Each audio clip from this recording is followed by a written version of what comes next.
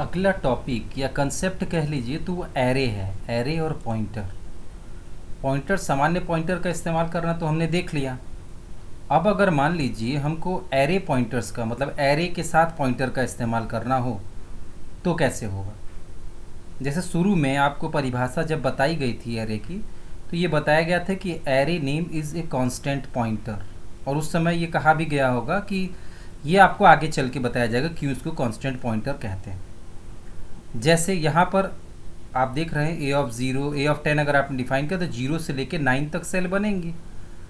अब यहाँ पर क्या होता है कि अगर 0 सेल का एड्रेस 122 है और ये इंटीजर एरे है, तो अगला सेल निश्चित रूप से 124 पर बनेगा, अगला 126 पर, फिर 128 पर, फिर 130 पर, 132 पर, इस तरह से आगे बढ़ेगा। अगर इंटीजर एरे है तो सब में 2-2 का अंतर होगा, कैरेक्टर एरे है तो 1-1 का अंतर होगा, फ्लोट एरे है तो 4-4 का अंतर होगा। डेटा टाइप पर डिपेंड करता है कितने का अंतर होगा। चलिए, अब अगर मान लीजिए पॉइंटर ले लेते हैं हम। पहले तो एक सामान्य सा प्रोग्राम देखते हैं। आपका जो सी का प्रोग्राम आपने बनाया है, ये प्रोग्राम है आपका जो कि आपने 5 नंबर इनपुट करवाए हैं और उन्हीं 5 को आप प्रिंट कर रहे हैं। रन कराते हैं इसको, पहले देख लें क्या कर रहा है। हमने 5 नंबर इनपुट 1 2 3 4 5 5 नंबर इनपुट किए, उन 5 संख्याओं को ये प्रिंट कर दे रहा है। बस इतने से के लिए प्रोग्राम बनाया गया है। अब अगर सेम प्रोग्राम को हमको पॉइंटर से बनाना होता, तो जैसा हमने आपको बताया कि पहले सेल का एड्रेस ए में होता है, हैं? तो अगर हम यहाँ पर कर दें p बराबर a, आगे प्रोग्राम में डायरेक्ट करते हैं। थोड़ा कीबोर्ड में गड़बड़ी है, तो हाँ, तो इस जगह पर अगर हम यहाँ पर हैं और हमने कहा p बराबर a, ठीक। तो p बराबर a करने का मतलब ये है कि जब आप p बराबर a करते हैं, तो p बराबर a किया आपने तो p में जाएगा 122 पहले सेल का एड्रेस। जब p बराबर a करेंगे आप तो ऐसा होगा, 122 पहले सेल का एड्रेस चला जाएगा। इसके अलावा एक और चीज़ है, अगर आप p बराबर p+1 करें,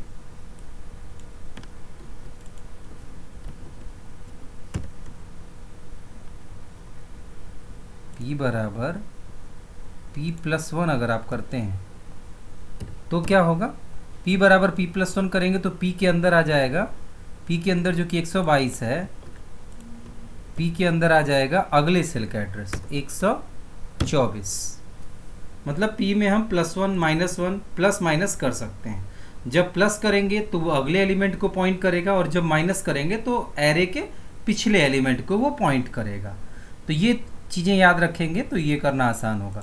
अब अगर मान लीजिए हम इसी तरह से हमने यहाँ पर एक पॉइंटर वेरिएबल डिफाइन कर दिया और हमने कहा p बराबर a, पहले सेल का एड्रेस a में आ जाए। अब यहाँ पर हम ये चाहें तो इस तरह से इनपुट करवाएं, या तो इसकी जगह पर p के अंदर इनपुट करवाएं, और यहाँ पर हर बार p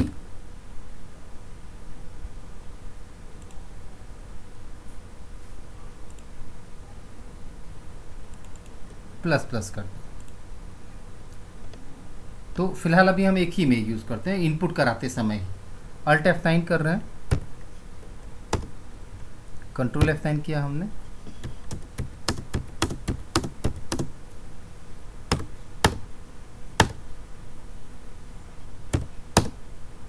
तो जो नंबर हमने इनपुट किया वो आउटपुट में आ गया।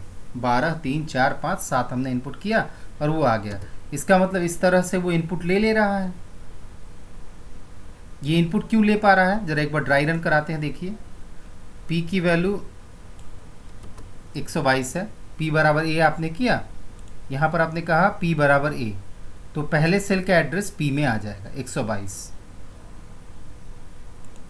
फिर आपने कहा i बराबर 0, i is less than 10, i plus plus, i बराबर 0 किया आपने, आई क्या 10 से छोटा है तो 10 से छोटा मिलेगा। फिलहाल इसकी साइज़ थोड़ा छोटी कर देनी चाहिए हमको। 1 मिनट रुक जाइए, टेबल हम थोड़ा छोटा कर रहे हैं इसको।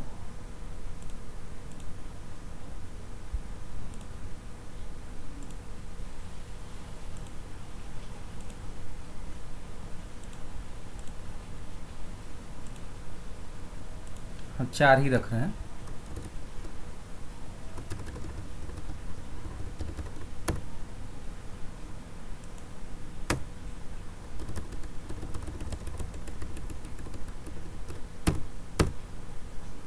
मान लेते हैं कि F5 आपने डिफाइन किया, ठीक है।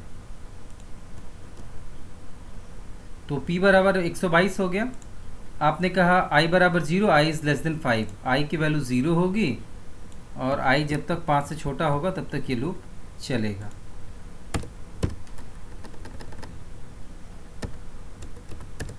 I की वैल्यू 0 है, I 5 से छोटा है, तो आप नीचे गए स्कैनर %d p के अंदर वैल्यू इनपुट करिए। 122 के अंदर वैल्यू इनपुट करिए। 122 में मान लीजिए आपने 5 इनपुट किया, 5 चला गया। फिर आप यहाँ से ऊपर गए p++ करेंगे तो p बराबर p+1, p अपने अगले एड्रेस पर चला जाएगा। तो अगला एड्रेस क्या मिलेगा उसको 124, क्योंकि कैरेक्टर एरे इंटीजर एरे है तो ये 2 बाइट आगे बढ़ेगा।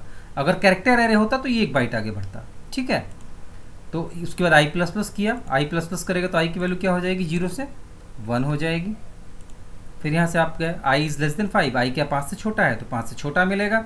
आप नीचे जाएंगे स्कैनर %d p, अगली वैल्यू p में इनपुट करिए। p में क्या 124 में जो एड्रेस होगा वहाँ पर अगली वैल्यू इनपुट होगी। मान लीजिए 10 आपने इनपुट किया। फिर आप यहाँ से ऊपर जाएंगे p++ करेंगे तो p 24 से 26 हो जाएगा, क्योंकि इंटीजर एरे है तो 2 बाइट आगे बढ़ेगा।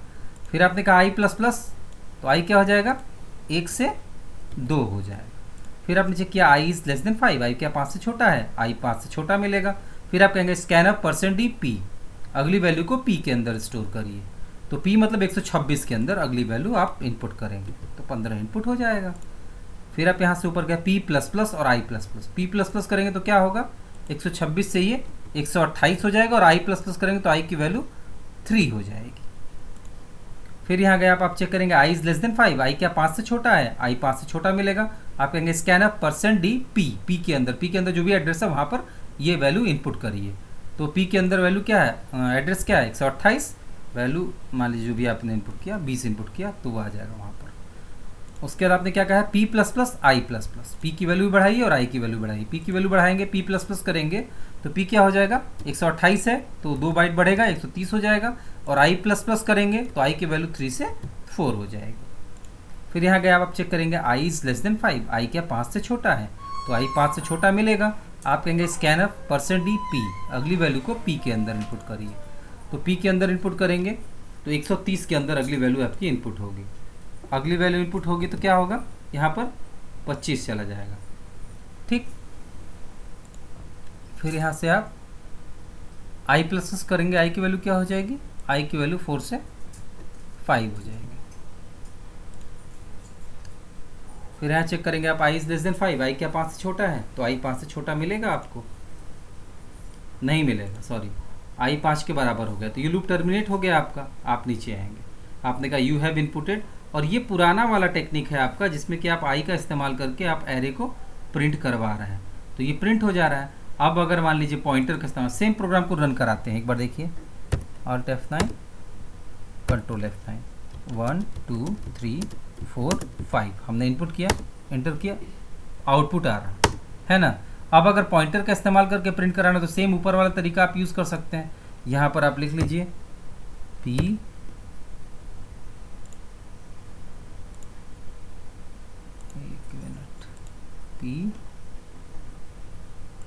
p++, और यहाँ पर आप a ऑफ i को प्रिंट कराने के बजाय प्रिंट करा लीजिए एस्ट्रिक p। एस्ट्रिक p क्या करता है, वैल्यू एट p को प्रिंट करता है। रन कराइए, 1 2 3 4 5 ये इनपुट किया हमने, एंटर किया। एक मिनट, आउटपुट क्यों नहीं है, हाँ अब ये बताइए ये आउटपुट क्यों नहीं है। हम Ctrl F9 Alt फिर एक बार रन कराते हैं और थोड़ा लॉजिक लगाइए क्यों आउटपुट नहीं आ रहा। 0344000। आउटपुट तो सही नहीं है। क्यों सही नहीं है? यहाँ देखिए p की वैल्यू क्या हो गई 130 और i की वैल्यू है 5। i की वैल्यू तो आप 0 कर दे रहे हैं, यहाँ पर i की वैल्यू 0 कर दिया आपने, लेकिन p की वैल्यू में तो कोई परिवर्तन नहीं कर रहा है। तो p है कहाँ 130 पर, और आपकी वैल्यू कहाँ से शुरू हो रही है 122 से। इसका मतलब p को शुरू में आना चाहिए। शुरू में लाने के लिए आपको क्या करना होगा, इस जगह पर ये जब लूप ख़त्म हो तो उसके बाद आपको फिर से एक बार p को इनिशलाइज करना पड़ेगा वापस से a से, मतलब a के पहले सेल का। आप चाहे तो ऐसे लिखें, चाहे तो इस तरह भी लिख सकते हैं m% a ऑफ 0। अगर आप डायरेक्ट a लिखें तो भी उसका मतलब ये है कि पहले सेल का एड्रेस जाएगा p के अंदर, और अगर m% या डायरेक्ट a लिख दें तो भी पहले सेल का एड्रेस जाएगा, और अगर m% a ऑफ 0 लिखें तो भी पहले सेल का एड्रेस जाएगा। तो अगर a ऑफ 0 आप लिखेंगे तो m% लगाना ज़रूरी है। ठीक है, अब रन कराइए इसको। अब देखिए क्या आउटपुट आ रहा है 1 2 3 4 5। ठीक, आउटपुट आया। क्लियर? इसको खुद से ड्राई रन कराइएगा और समझने की कोशिश करिएगा।